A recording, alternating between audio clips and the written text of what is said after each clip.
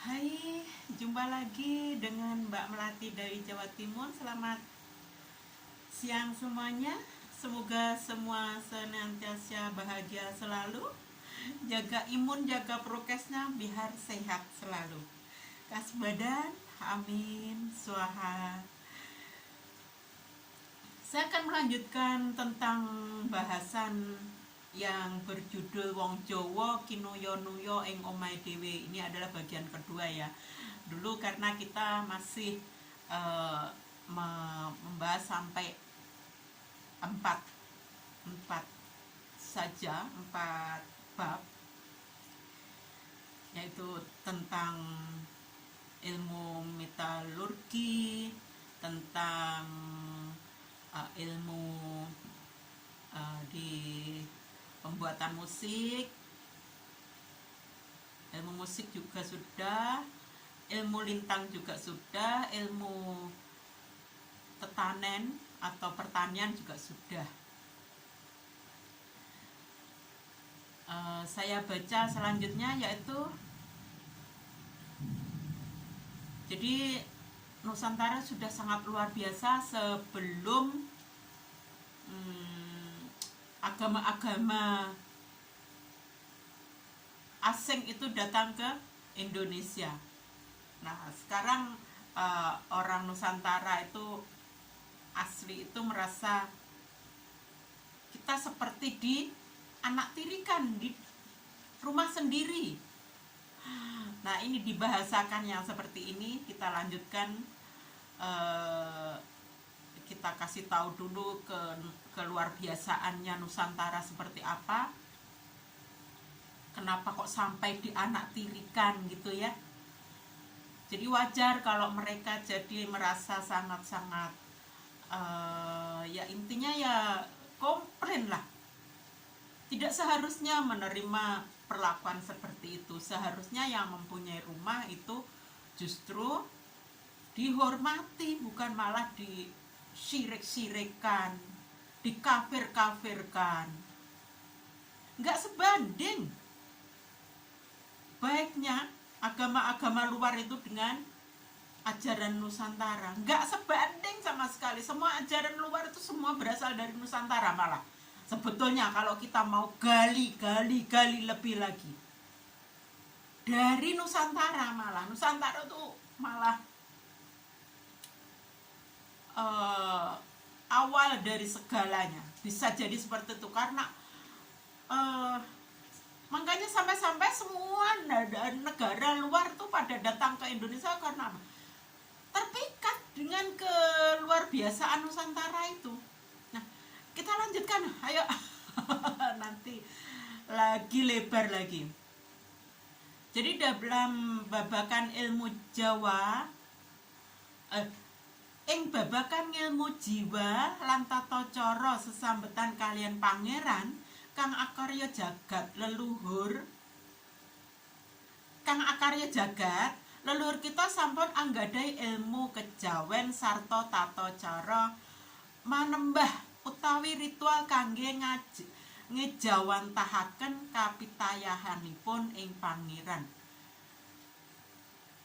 Jadi siapa bilang Nusantara itu belum bertuhan? Justru sangat-sangat udah bertuhan. Cara bertuhannya itu sangat luar biasa, tambah lebih manunggal dengan Gusti. Berkali-kali saya ucapkan bahwa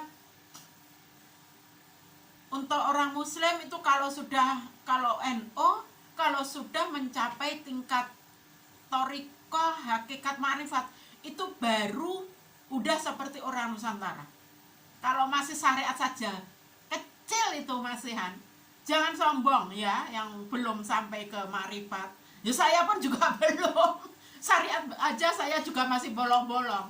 Tapi disinilah kita perlunya mengamalkan Pancasila, bisa menghargai keyakinan orang lain. Kalau cuma kedangkalannya dalam beragama, akhirnya Pancasila udah ditendang. Merasa sudah paling benar agamanya, itu yang nggak boleh di Pancasila. Islam ya. Lebar nanti saya. Jadi sebelum agama-agama luar datang, Nusantara itu udah punya cara bagaimana agar bisa menunggal dengan Gusti. Bisa sangat menghormati alam, bisa menghormati binatang, bisa menghormati tumbuhan, bisa menghormati makhluk halus sekalipun. Nggak gamen-gamen. Terus kalau sekarang lu dikata bahwa Nusantara itu nyembah jin, itu kita sangat kurang ajar, tahu tak?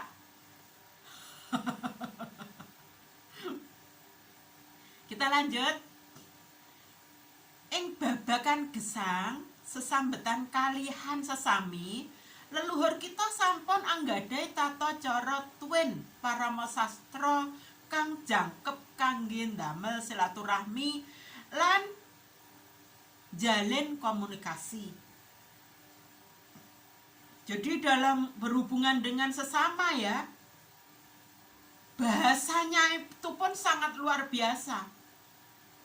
Mempunyai sastra-sastra yang sudah sangat luar biasa. Ya. Gimana dengan orang yang lebih tua? Bahasanya itu sudah beda lagi. Dengan bahasa, dengan orang yang sapodo-podo sesama jabatan gitu aja juga beda lagi. Jadi nggak gemen-gemen. Agar terjalin hubungan yang komunikasi yang luar biasa, silaturahmi yang erat, rukun, damai, itu leluhur kita sudah mempunyai. Jadi jangan lagi bilang bahwa karena agama lu asing datang terus membuat Nusantara begini. Nol, itu enggak. Kita sudah mempunyai sebelumnya. Jangan sombong lagi. Oke, kita lanjut. Saksampunipun agama samawi mlebet ing tanah Jawi, kawiwitan kanthi mlebeting agami Islam ingkang kepengin ngislamaken tanah Jawi, wiwit saking bumi Majapahit kanthi apus krama, yaitu Syekh Subakir saha Syekh Jumadil Kubro, ndhawuhaken putranipun Sayyid Muhammad kabungsuan kalian putri pembayun putri bajengipun Prabu Brawijaya menapa dene srana peperangan Demak kabiyantu para wali nyerang Majapahit ngantos Prabu Brawijaya sumingkir dumugi Gunung Lawu lan tedhak turunipun mlajar ingkang mangetan nyebrang dumugi Bali ingkang ngilen dumugi Mangir atau Bagelan lan sak panunggalanipun. Jadi Islam masuk ke Nusantara diislamkan itu setelah tadi beberapa kali di video saya juga saya sebutkan bahwa setelah Raden Patah yang notabene-nya adalah putra Prabu Brawijaya Kerajaan Demak itu menyerang bapaknya sendiri. Jadi Raden Patah menyerang Prabu Brawijaya yang notabene adalah bapaknya sendiri tadi. Akhirnya Majapahit yang sebelum diserang Raden Patah itu sudah mulai lemah karena ada banyak peperangan, intinya ada banyak permusuhan yang untuk untuk perebutan kekuasaan. Jadi misal Majapahit ada di Mojokerto gitu, sedulurnya yang ada di Kediri berusaha untuk menguasai juga. Nah, yang Sidoarjo juga. Nah, itu akhirnya lemah. Majapahit yang tadinya luar biasa sampai ke luar luar negeri sampai Thailand, Malaysia, Singapura, Filipina, semua bersatu dengan Majapahit. Bermula dari ini, perebutan kekuasaan saudara ini lah, peperangan saudara ini. Akhirnya lemah Majapahit. Walaupun yang lain-lain ya tetap, karena ya juga bukan di bawah kekuasaan Majapahit itu gitu, bukan memang. Cuma mengakui bahwa Majapahit bersama Majapahit semua apa istilahnya, damai, saling mengutamakan kedamaian, saling mengutamakan kerukunan, tidak ada perperangan, seperti itu. Udah kesepakatan. Jadi ya macam ASEAN sekarang bersatu kan, bersatu ASEAN, kerjasama. Nah, disitulah Nusantara dulu juga seperti itu. Karena apa istilahnya, perebutan kekuasaan dengan saudara tadi, akhirnya Majapahit mulai lemah lah, diserang oleh anaknya sendiri. Akhirnya Majapahit benar-benar kalah, orang tuanya kalah, akhirnya lari sampai ke, mau menyeberang sampai ke Bali. Mungkin dulu kalau sampai minta pertolongan ke Bali gitu, mungkin Majapahit masih jaya sampai sekarang. Dan Islam nggak ada sampai sekarang.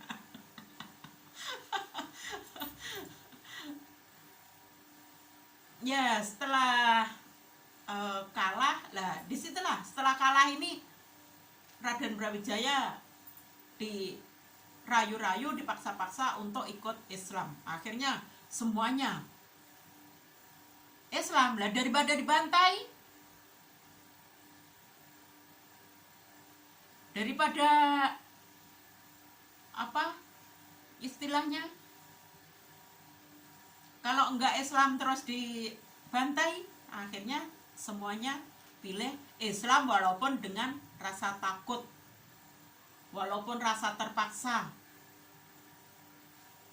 Dan sampai sekarang pun banyak cerita-cerita Islam itu dengan damai itu sebetulnya enggak 100% benar. Itu karena orang Nusantara sendiri yang sangat punya rasa toleransi. Sebetulnya di situ kita sudah punya rasa, Nusantara sudah punya jiwa luar biasa.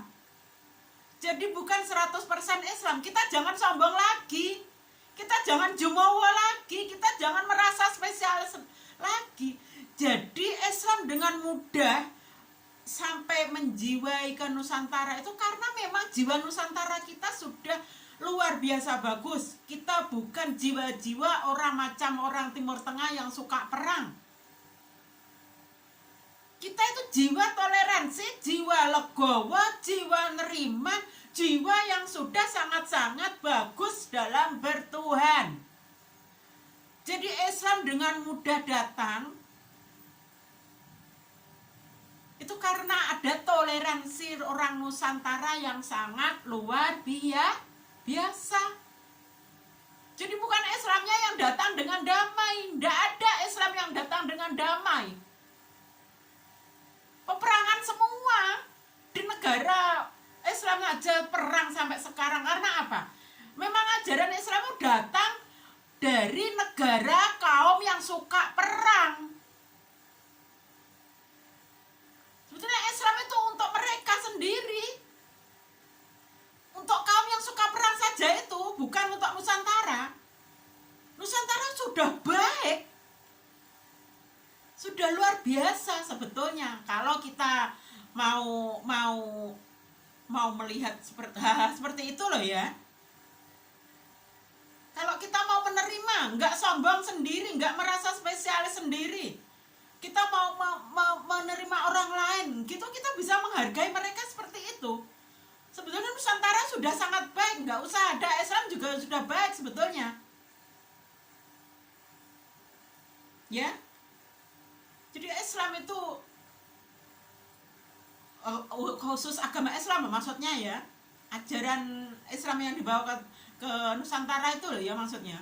Jadi sebetulnya itu adalah ajaran yang khusus untuk orang-orang yang gemar perang di Timur Tengah sana. Mereka kaum yang gemar perang, gemar merampok, gemar apa istilahnya, segala macam kejahilan. Akhirnya Nabi Muhammad diutus ke sana untuk menyempurnakan akhlak mereka. Bukan untuk orang Nusantara. Nusantara udah baik, kenapa kita makanya ajaran itu dibawa ke Nusantara sama yang Sabdo Palon sebagai pamomong Nusantara. Itu tidak boleh sampai 4 kali utusan yang dari Arab itu mati. Bukan kalah dengan jin setannya, bukan. Karena memang pamomong Nusantara itu sudah kira-kira ya sudah ngerti. Kelak Nusantara malah justru dirusak. Kalau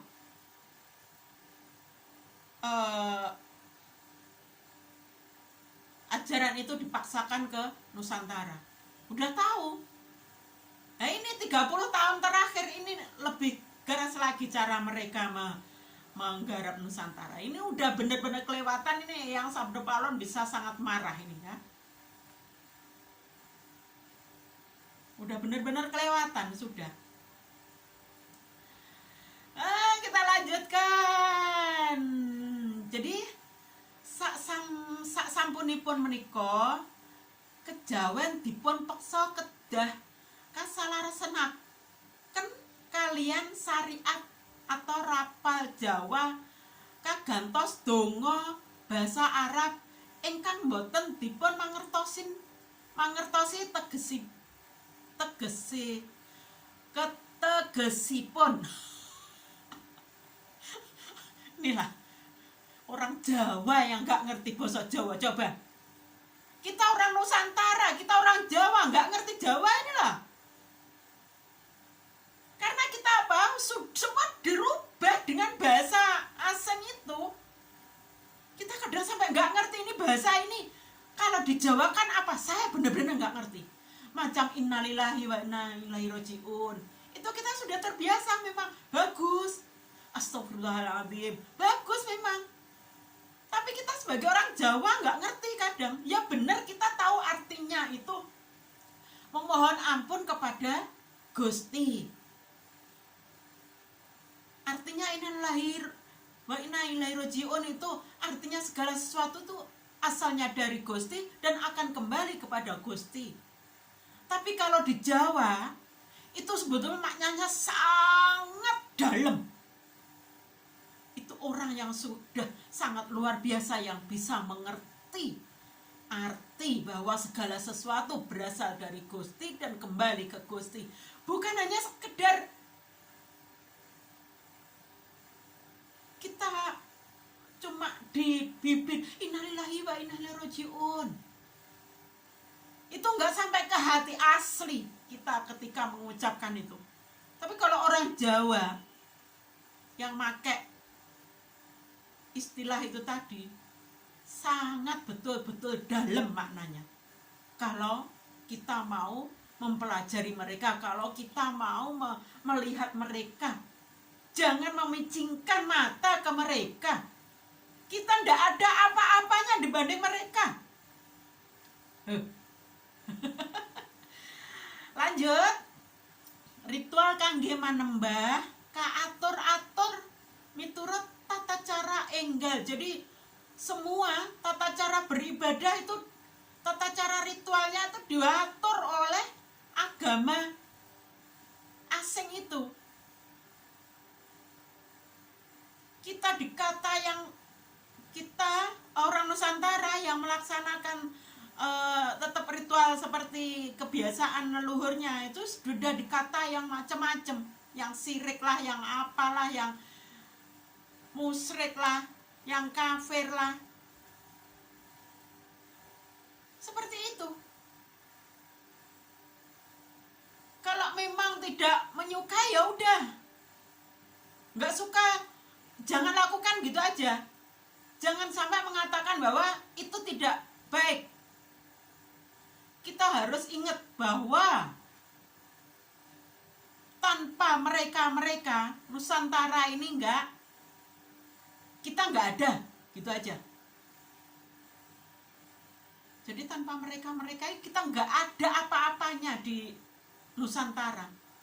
Sekali lagi, jangan sombong, jangan sok merasa suci. Kita lanjut. Malah kesenian ingkang wonten ugi kedah nyelarasaken kalian tujuan dakwah. Lakon wayang dipun ewahi kangge dakwah. Jadi wayang kepunyaan orang Nusantara sudah diganti. Diganti-ganti, semua lakon-lakonnya itu udah diganti, dirubah dengan cara dakwah mereka. Udah, itu orang Nusantara sebetulnya juga ya sudah, biarlah. Karena apa? Karena ingat bahwa pamomong Nusantara yang Sabdo Palon memang membiarkan 500 tahun. Kita lihat bagaimana Nusantara di bawah ajaran itu. Kita semakin edan apa enggak? Coba. Edannya di sini ketika kita merasa bahwa keyakinan kita paling benar, itu udah benar-benar edan itu namanya. Itu namanya nggak bisa berpancasila. Yang Sabdo Palon nggak suka itu. Yang Sabdo Palon menyuruh kita untuk berbudi, bernalar, berilmu. Salah satunya kalau kita merasa bahwa ini keyakinan saya paling benar, kamu musyrik, kamu kafir, kamu murtad, itu sudah nggak punya budi, itu sudah nggak punya nalar. Nah itu hati-hati.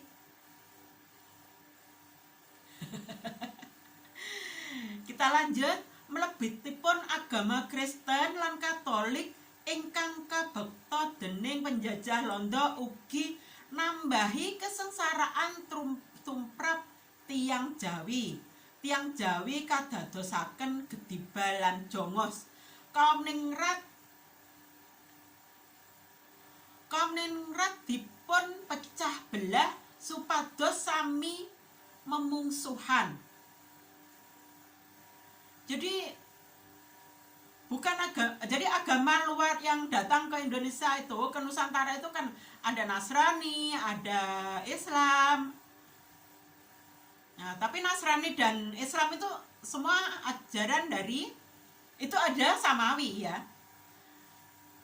Yang bawa Nasrani itu adalah orang-orang bukan Timur Tengah, tapi ya ini orang Eropa, macam Spanyol, Prancis, Belanda, Portugis, itu kan juga menjajah Indonesia, menjajah Nusantara.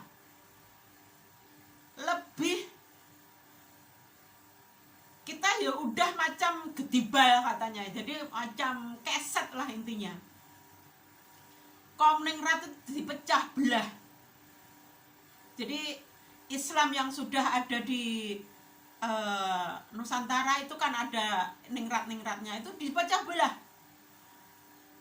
Jadi dengan setelah semuanya Islam ya, kan ada ya itu tadi, setelah semua Islam justru orang-orang Eropa pada datang ke Nusantara malah bisa memecah belah. Lah ketika Nusantara tetap belum ada agama-agama itu, masih lumayan dipecah belah, nggak bisa. Sampai-sampai Cina menjajah Mongol ya, menjajah Nusantara pun, padahal Mongol itu sangat luar biasa kekuatannya, kalah juga kan, udah balik kan. Justru karena Nusantara dijajah dengan pakai agama, politik agama, rusak. Akhirnya penjajah pada berdatangan ke Nusantara. Loh, kita nggak berpikir sampai sejauh itu. Selama ini kita cuma mendengarkan sejarah yang dibuat sedemikian rupa yang hanya untuk seolah-olah Islam yang baik, Islam yang baik, Islam yang baik. Nggak pernah sama sekali meluar biasakan Nusantara. Sekarang waktunya bersuara. Yang Sabdo Palon sudah datang sekarang. Nagih. Gimana? Kita sudah bisa bernusantara apa belum? Ya? Islam sudah 500 tahun sejak